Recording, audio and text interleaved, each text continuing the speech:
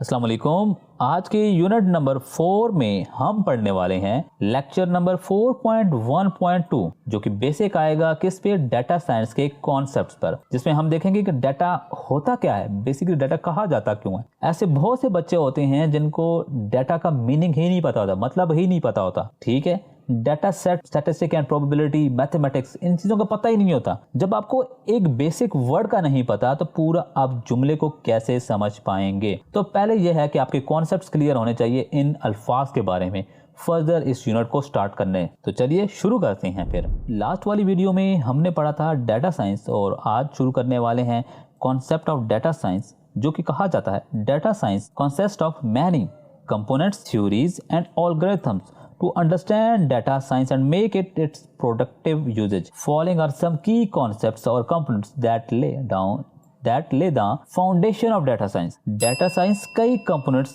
theories और algorithms पर मबनी होती है। इसे समझने के लिए कुछ key concepts को फॉलो करना जरूरी होता है जो डाटा साइंस की बुनियाद बनाते हैं। सबसे पहले क्या है data. As mentioned earlier, data is a collection of observation. जैसे कि शुरुआत में बताया गया या पहले बताया गया, डाटा क्या है, कलेक्शन ऑफ ऑब्जर्वेशन। ये ऑब्जर्वेशन वही आपको याद हो टेम्परेचर वाली एग्जांपल आपने ऑब्जर्व किया था ना कि 11 बजे कितना टेम्परेचर होता है, तो क्या collection, data is a collection of observation facts और information collected from different sources. Information different sources, आपका कोई, जैसे मैंने एग्जांपल दी थी कि आपको 5 बंदे एक इन्फॉर्मेशन दे रहे हैं जिसमें 3 कुछ और दे रहे हैं और 2 अलग दे रहे हैं, तो ये क्या है, वो सोर्सेज है ना, आपके कोई बंदे हैं वो सोर्स है, या कुछ और भी सोर्स हो सकता है डाटा कलेक्ट करने के लिए या डाटा हासिल करने के लिए। This data can be in the form of numbers, this data can be form of numbers, measurements, words, observation or in audio or video form. It could be structured processed data which is in the form of tables or unstructured unprocessed data in the form of audio, video, tweets, PDF file etc. कि data आपका किसी तरह का भी हो सकता है, measurements हो सकती हैं, कुछ वर्ड्स हो सकते हैं, ऑब्जर्वेशंस हो सकती हैं, ऑडियो वीडियो फाइल्स हो सकती हैं, उनको प्रोसेस करना हो तो उसमें हो सकता है जी स्ट्रक्चर डाटा हो या अनस्ट्रक्चर्ड डाटा हो, जिसको कहा जाता है प्रोसेस डाटा और अनप्रोसेस डाटा। प्रोसेस क्या है जी, आपने कुछ डाटा पे प्रोसेस करके यानी काम करके उसके नतीजे जो हैं वो निकाल लिए हैं, तो वो एक तरह से आपका, वो भी तो आपको डाटा ही होता है ना। जो आपकी इन्फो डाटा कलेक्ट किया होता है वो एक तरह से रॉ डाटा कहा जाता है या अनस्ट्रक्चर्ड डाटा कर लें। ठीक है, जब उसके बाद काम कर लेते हैं और एक नतीजा या रिजल्ट या कंक्लूजन निकाल लेते हैं तो वो आपके पास क्या आता है, प्रोसेस डाटा, यानी उस पर आपने काम कर लिया है और वो डाटा ठीक है। और जब अनस्ट्रक्चर और अनप्रोसेस्ड डाटा है, जो आपके पास फर्स्ट डाटा जब कलेक्ट होता है किसी काम करने के लिए, तो उसको कहा जाता है अनप्रोसेस्ड डाटा, अनस्ट्रक्चर्ड डाटा। ठीक है जी, बात समझ आ गई। उसके बाद बात करते हैं data set. Data set is a structure और प्रोसेस कलेक्शन ऑफ डाटा। क्या है जी, collection of data processed or structure usually associated with the unique body of work. This collection of data is related to each other in some way. For example, a collection of brain CT scan of brain tumor patient is data set which can be used to evaluate certain pattern or trend common in the entire data set. Data set क्या है, आपको समझ आ रही है data और set समझ आ गई कि डाटा क्या इंफॉर्मेशन है, कुछ वर्ड्स हो सकती हैं, मेजरमेंट्स हो सकती हैं, जैसे हम ऊपर पढ़ते आ रहे हैं। सेट क्या है कि ये आपके पास एक डाटा नहीं है, 3 4 5 6 डाटा है। ठीक है, और आपको पता है डाटा 2 किस्म का होता है, एक अनस्ट्रक्चर और एक स्ट्रक्चर, मगर जो डाटा सेट होता है वो क्या होता है, वो स्ट्रक्चर होता है या प्रोसेस्ड का ख्याल हो उसको। ठीक है जी, तो आपके पास एक रिजल्ट नहीं आया, आपने कुछ एक्सपेरिमेंट किए किसी चीज़ के लिए। ठीक है, जैसे कि आपने एक दिन का डाटा नोट किया, फिर दूसरे दिन का नोट किया, जैसे मंडे का आपने नोट कर लिया, ठीक है, उसके बाद ट्यूसडे का भी कर लिया, टेम्परेचर ही नोट किया था ना, तो वो आपका कि जब आपका 3 4 रिजल्ट होंगे ना 2-3 दिनों का, तो वो डाटा सेट कहा जाएगा। ठीक है, क्योंकि तो यहाँ पे लिखा हुआ है वो related to each other in some way, किसी तरीके से वो एक दूसरे से मिल रहे होंगे डाटा। एग्जाम्पल के तौर पे लिया है सीटी स्कैन, आप ब्रेन की सीटी स्कैन करते हो, आपने अक्सर ये नाम सुना भी होगा मेडिकल फील्ड में कि सीटी स्कैन करवा लो, एमआरआई करवा लो। ठीक है, तो आपके ब्रेन के अंदर कोई ट्यूमर होता है तो वो उसको स्कैन करते हैं आपके ब्रेन को, तो वहाँ उसको सीटी स्कैन कहा जाता है। ठीक है, अब आप ऐसे कोई पेशेंट हैं जिनका ट्यूमर के पेशेंट्स हैं, उनके 3 4 5 6 हैं, तो आपने उनका सीटी स्कैन की है, जो उनके आखिरी में जो रिजल्ट हैं उनको आप स्टडी कर रहे हो, तो वो क्या कहा जाएगा, उन सबको डाटा को डाटा सेट कहा जाता है, जो उनके रिजल्ट्स हैं। आगे समझ, डाटा सेट एक स्ट्रक्चर या प्रोसेस मालूमात का मजमुआ होता है जो अक्सर एक यूनिक बॉडी ऑफ वर्क से वाबस्ता होता है। वाबस्ता क्या मतलब है कि सिर्फ एक ही बॉडी पे होता है ना, यानी कि ये तो नहीं एक आपका डाटा सेट ऐसे नहीं बन सकता जैसे आपने सिटी स्कैन का डाटा लिया और साथ में टेम्परेचर वाला भी डाटा ले लिया तो आपको ये डाटा सेट नहीं, समझ गए, एक यूनिक बॉडी होगी। ये डाटा किसी एक स्पेसिफिक टॉपिक से रिलेटेड होता है। मिसाल के तौर पर अगर ब्रेन सिटी स्कैन या ब्रेन ट्यूमर पेशेंट का डाटा इकट्ठा किया जाए तो वो डाटा सेट कहलाता है और इस ट्रेंड या पैटर्न देखने के लिए एवेलुएट किया जाता है।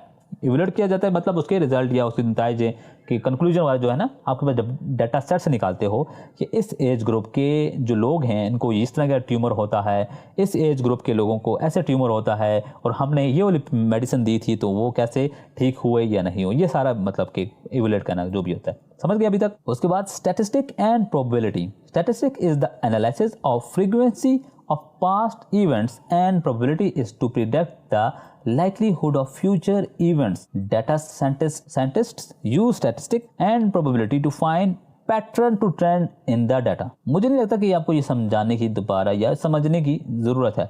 आपसे इन वर्ड से क्लियर है कि स्टैटिस्टिक कहा जाता है कि जो पास्ट के इवेंट्स हुए हैं, यानी जो पिछले दिनों के रिजल्ट थे या जो आपने रिकॉर्ड किया हुआ है, एक्सपेरिमेंट करते आ रहे हो, इस तरह कुछ भी हो सकता है, ठीक है, उसको कहा जाता है statistics analysis of frequency of past event and probability is the predict to likelihood of future events, यानी कि फ्यूचर में क्या होगा वो आप प्रोबेबिलिटी निकालते हो। Data scientist use statistic and probability to find pattern and trends in the data. कि जो साइंटिस्ट हैं, डाटा साइंटिस्ट, वो स्टैटिस्टिक को यूज करते हैं, यानी स्टैटिस्टिक के जरिए जो पास्ट के रिजल्ट्स हैं, डाटा हैं, उसको समझने के लिए और प्रोबेबिलिटी निकालते हैं उसी डाटा का कि फ्यूचर में क्या होगा। समझे कि नहीं समझे? अगर मैं इसकी ओवरऑल उर्दू तशरीह करूं तो क्या होगा, स्टैटिस्टिक पास्ट इवेंट के एनालिसिस और प्रोबेबिलिटी का इस्तेमाल करती है ताकि फ्यूचर इवेंट्स के होने के चांसेस को प्रेडिक्ट किया जाए। डाटा साइंटिस्ट स्टैटिस्टिक और प्रोबेबिलिटी का इस्तेमाल करते हैं पैटर्न्स और ट्रेंड को समझने के लिए। बात करते हैं mathematics. Mathematics is a fundamental part of data science. Fundamental यानी अहम पार्ट है data science, which help to solve problems, optimize the model of performance and interpret huge complex data into simple and clear result of decision making. Mathematics data science का एक बुनियादी हिस्सा है। Data science का बुनियादी हिस्सा है जो प्रॉब्लम सॉल्व करना है, मॉडल्स के परफॉर्मेंस ऑप्टिमाइज करना और कॉम्प्लेक्स डाटा को सिंपल और यूजफुल रिजल्ट्स में इंटरप्रेट करने में मदद करता है। ऐसे ही machine learning is a branch of artificial intelligence and computer science which emphasise on the use of data and algorithms to imitate human learning by the computers. Machine learning artificial intelligence और computer science की एक branch है। किसकी branch है? Computer science की branch है। Machine learning artificial intelligence और computer science की एक ब्रांच है जो डाटा और एल्गोरिथम्स के इस्तेमाल करके ह्यूमन लर्निंग को इमिटेट करती है, यानी सीखती है या उसको एनालिसिस करती है ह्यूमन लर्निंग को। ठीक है जी। जैसे आजकल एआई चल रहा है, वो क्या कर रहा है? वो एआई क्या कर रहा है? इंसानों के तरीके पैटर्न्स को समझने की कोशिश करता है। उसके लिहाज से अगर आपके पास आपका स्पेसिफिक एआई है ना, तो जब आप उससे बात करते हो तो वो आपको सीख रहा होता है, आपको समझ रहा होता है। जो नेक्स्ट टाइम आप उससे कुछ चीज़ मांगते हो तो वो आपको उसी स्पेसिफिक चीज़ से निकाल कर देता है या उसी तरह का डाटा देता है, इंफॉर्मेशन देता है, रिजल्ट देता है। उसके बाद है deep learning. Deep learning is the subset of machine learning which emphasize on the simulation over imitation of human brains behavior by using artificial neural networks. Deep learning machine learning की एक subset है जो human brain के behaviour को simulation और imitation करता है। Artificial neural networks के इस्तेमाल करके। नहीं समझ आई? जैसे मैंने बताया ना कि एआई है वो आपके देखो ब्रेन के अंदर तो वो घुस नहीं सकता, मगर वो आपके ब्रेन के कैसे समझ सकता है? जब आप उससे ना बात करते हो, जब आप उसके कुछ चीजें पूछते हो तो वो आपके वो पैटर्न को समझ रहा होता है कि क्योंकि आपने ब्रेन से ही सोच के वो इन्फॉर्मेशन फीड की होती है, यानी वो सर्च कर रहे होते हो डाटा, तो वो आपके कॉन्सेप्ट को समझ रहा होता है कि आप क्या क्या पसंद करते हो, आप ब्रेन कैसे सोच रहा है और इसका आप इस वक्त ब्रेन क्या करता है। तो मतलब ये सारे वो एनालिसिस करता है। वो क्या कहते हैं? उसको क्या कहते हैं? Deep learning. समझ गए? और ये एआई से ही रिलेटेड है, यानी मशीन लर्निंग ही है। Data mining is the subset of data science which primarily focuses on discovering patterns and relationship in existing data sets. The uses of techniques and tools is limited in data mining as compare to data set science. Data mining क्या है जी? Data mining क्या है? देखो यहाँ पे data set, existing data sets, relationship, pattern, यानी आपके पास कुछ डाटा सेट्स हैं और उसके अंदर से आप कुछ उनको एनालिसिस कर रहे हो, उससे जो एक्यूरेट डाटा है वो निकाल रहे हो, तो उसको क्या कहते हैं, माइनिंग, डाटा माइनिंग कहा जाता है। डाटा माइनिंग डाटा साइंस की एक सबसेट है जो स्पेसिफिकली एग्जिस्टिंग डाटा सेट, यानी एग्जिस्टिंग डाटा सेट जो आपके पास डाटा सेट्स हैं में पैटर्न्स और रिलेशनशिप्स को ढूंढने पर फोकस करता है। ठीक है जी, उनके अंदर पैटर्न्स होते हैं ना कि कैसे कैसे निकल रहा है, कैसे कैसे काम करता है, आपके मुख्तलिफ डाटा है, तो उसको क्या कहता है, डाटा माइनिंग कहा जाता है। इसमें टूल्स जो है ना वो बहुत लिमिटेड हैं, यानी हर टूल्स नहीं यूज कर सकते, तो इसकी कुछ स्पेसिफिक टूल्स हैं, बस वही यूज होती हैं, तो इसको कहा जाता है डाटा माइनिंग। मैं फिर समझाता हूं कि माइनिंग जैसे आप समझते हैं खुदाई वगैरह करते हो, निकालते हो किसी चीज़ों को ना, वो जब आप खुदाई करते हो तो आप में कुछ चीज़ों को सेपरेट करते हो, कुछ चीज़ों को करते हो, या मिट्टी को इधर करते हो, कुछ भी ऐसा करते हो ना, माइनिंग जो होता है। जैसे कोयले की कान होती है, माइनिंग होती है ना, कोयले होता है। तो डाटा माइनिंग क्या है कि आपके पास डाटा पड़ा हुआ है बहुत सारा, तो उसमें से जो आपस में लिंक हो रहे हैं, जो आपको ज़रूरत है तो वो निकाल रहे होते हो, बाकी को छोड़ रहे होते हो, तो वो क्या होता है, वो उसको कहा जाता है डाटा माइनिंग। और इसकी जो टूल्स हैं वो बहुत लिमिटेड हैं। ठीक है, वो टूल्स हैं, लिमिटेड हैं, हर टूल्स के पास यूज़ नहीं होते। तो हम आगे देखेंगे कि वो कौन से टूल्स हैं जो डाटा माइनिंग में यूज़ होते हैं या उससे माइनिंग की जाती है। उसके बाद बात करते हैं data visualization. Data visualization is a graphical representation of data using common charts, plots, infographics and animation. यानी डाटा को विजुअलाइज प्रेजेंट करना, जैसे हमने टेम्परेचर का कहा था कि हम चार्ट में टेम्परेचर ड्रॉ कर सकते हैं और उससे अंदाजा लगा सकते हैं कैसे कैसे टेम्परेचर बढ़ रहा है और कब कब डाउन हो रहा है। तो ये वो यूजुअली विजुअल्स होता है। These visual display of information communicate complex data relationship and data driven insights in which that is easy to understand. यानी विजुअल से चीज़ों को देखना बहुत आसान लग रहा होता है ना, समझना आसान होता है, एज कम्पेयर टू जब आपके पास कोई लिखा हो बस रॉ फॉर्म में। जैसे अभी हम पढ़ रहे हैं, अगर इसी चीज़ को हम विजुअलाइज कर दें तो आपको और आसान में समझ जाएगा। तो सिर्फ ये बात कर रहा है। उसके बाद है big data. Big data refer to handling large volume of data. क्या जी, big data refer to handle large volumes of data. Data scientists use big data to find patterns and trends in data sets to obtain more accurate and reliable results. The huge size of data provides more opportunity for machine learning and provide better results. यहाँ पे देखो वही बात है ना कि more data, huge size of data provides more opportunity. हमने जैसे कहा था कि जितना ज़्यादा डाटा होता है उतनी ज़्यादा आपके पास इंफॉर्मेशन एक्यूरेट होती है, तो वो भी बात कर रहा है कि huge size of data provide more opportunity for machine learning and provide better results. और बिग डाटा बेसिकली क्या है, बहुत सारा डाटा कहाँ पे वैसे यूज होता है, लाइक डाटा साइंटिस्ट जो नहीं साइंटिस्ट हैं उनके पास अक्सर बहुत ज़्यादा डाटा होता है, क्योंकि वो मुख्तलिफ एक्सपेरिमेंट्स करते आ रहे होते हैं अपने लैब्स में।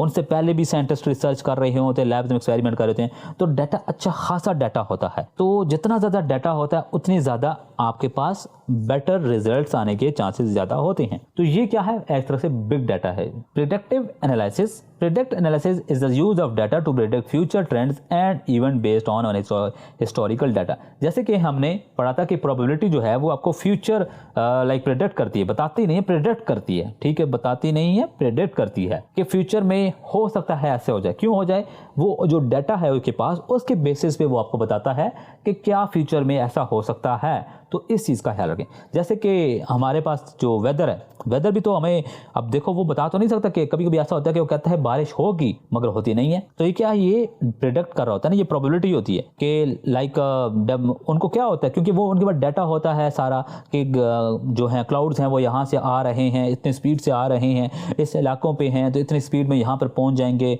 कभी कभी तो नहीं होती बारिश, कभी कभी उनको बताया भी नहीं था कि बारिश है मगर बारिश हो जाती है। तो बट वो उस डाटे फॉर्म में टेम्परेचर जो भी वेदर डाटा है सारा उसको प्रेडिक्ट कर रहे होते हैं, प्रोबेबिलिटी के जरिए उसको प्रेडिक्ट कर रहे होते हैं कि आगे क्या होने वाला है। उसके बाद लास्ट है natural language processing, NLP। It is a study of interaction between human language and components. The common use of NLP are chatbots, language translators and statement. क्या है जी, natural language processing. It is the study of interaction between human language and computers. इंसानी जुबान को किसके साथ interact करना है जी, कंप्यूटर के साथ। Common use of NLP are chatbots, language translators and statements. समझ आई कि नहीं समझ आई कि NLP का मतलब है ह्यूमन लैंग्वेज और कंप्यूटर्स के दरमियान इंटरेक्शन का स्टडी। NLP के आम यूज है चैटबॉट्स, लैंग्वेज ट्रांसलेटर और स्टीटमेंट एनालिसिस। यानी जब आप देखो वॉइस ट्रांसलेटर है, अगर आपने गूगल ट्रांसलेटर यूज किया है तो उसमें आप बोलते हो तो वो आपके डाटा को लाइक आपकी जो ऑडियो है ना वो ऑडियो फॉर्म में डाटा जा रहा होता है ना, तो उसको एनालिसिस करता है और उसको कंप्यूटर फॉर्म में कन्वर्ट करता है और उसके बाद आपको लाइक आपने उर्दू में बोला है तो इंग्लिश में आंसर दे देगा, यानी अगर इंग्लिश में ट्रांसलेट किया तो इंग्लिश में दे देगा और ऊपर आपके ऊपर भी वो उर्दू में दिखा रहा होता है कि उर्दू में भी ये लिखा है।